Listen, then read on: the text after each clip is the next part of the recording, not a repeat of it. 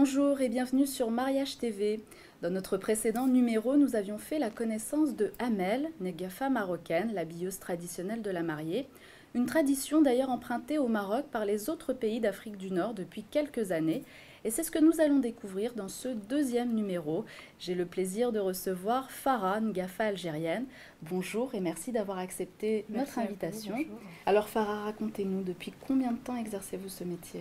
Donc en fait, ça fait déjà 3 ans que j'exerce ce métier. Ça fait depuis quelques années avant, je m'occupais vraiment de mes proches. Donc c'était vraiment les familles, je les habillais, je les coiffais. Et c'est venu en fait de fil en aiguille et j'ai créé ma propre entreprise donc il y a 3 ans.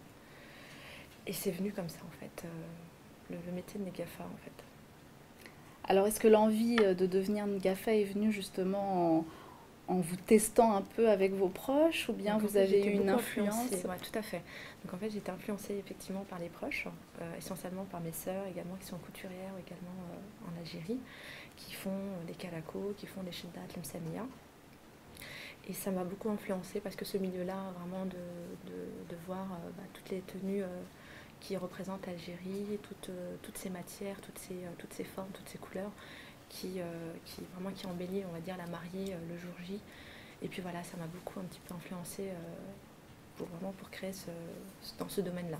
D'accord, parce qu'il faut quand même expliquer aux internautes que vous avez quand même changé de métier. Tout à fait, Voilà. tout à fait, exactement. À la base, j'étais secrétaire, ce qui est vraiment un milieu vraiment n'a rien à voir. Et effectivement, donc je me suis lancée en tant que négafa parce que effectivement le fait d'avoir entre guillemets testé dans les mariages de mes proches. Et ça m'a beaucoup plu et je me suis dit pourquoi pas créer ma propre entreprise donc, en tant que négafa. Alors, ça fait 3 ans que vous exercez ce métier. Quel service proposez-vous? Donc il y a 3 prestations. Donc la prestation négafa, donc, qui permet en fait la location de tenues traditionnelles. Il y a la prestation coiffure maquillage, donc tout ce qui est coiffure maquillage bien sûr dans différents styles de coiffure et maquillage. Et il y a la prestation, donc location de décor, le coin des mariés. Donc il y a en fait les assises, tout ce qui est, la khaïma, on l'appelle la tente, donc tout ce qui est vraiment le coin des mariés. Voilà, c'est les 3 prestations que je propose actuellement. Très bien. Alors, avant le jour J, j'imagine que vous rencontrez la future mariée. Comment ça se passe? Donc en fait, ça se passe à mon domicile, donc sur rendez-vous.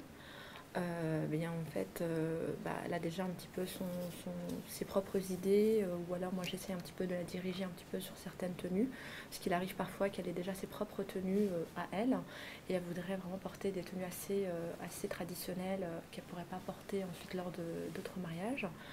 Et donc ça se passe avec des essayages, on voit un petit peu ce qui l'embellit, quelle tenue lui met en valeur. Et puis également le style. Donc par exemple, si la fille vient de la Kabylie, donc je vais plus lui diriger sur des tenues berbères.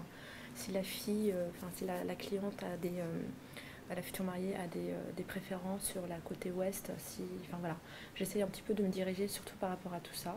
Et voilà, moi je l'oriente par rapport à ses goûts. Il y a aussi les couleurs qui rentrent dedans. Par rapport à tout ça.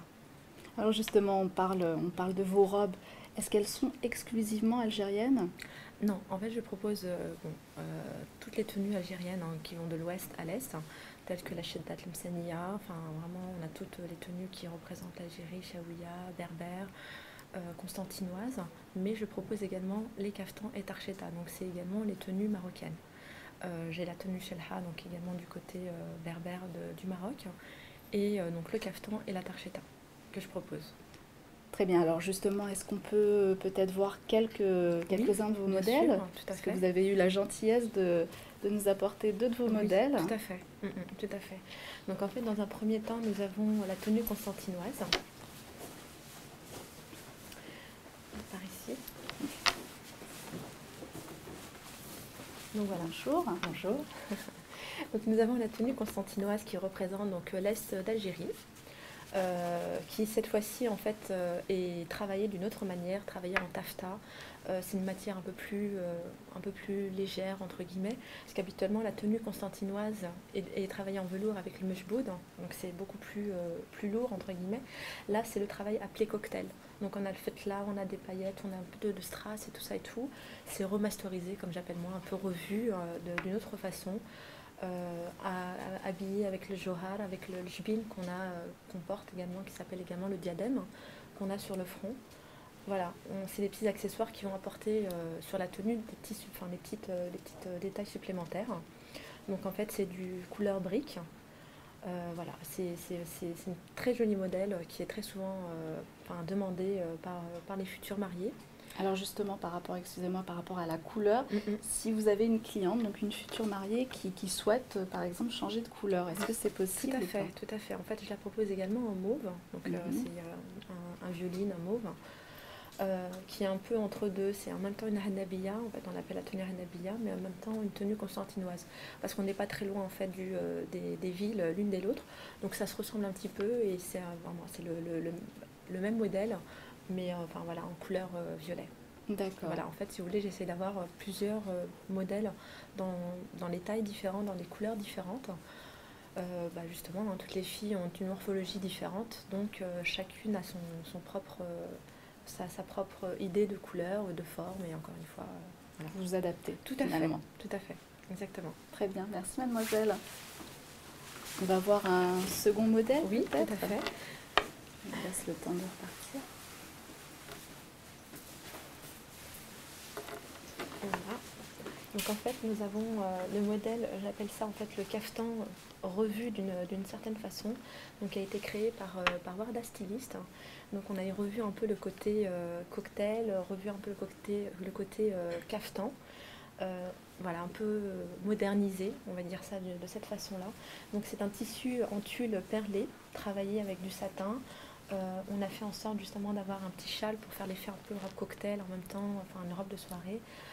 On a également le petit détail sur la tête, en fait c'est un petit ruban, on peut jouer un peu là-dessus.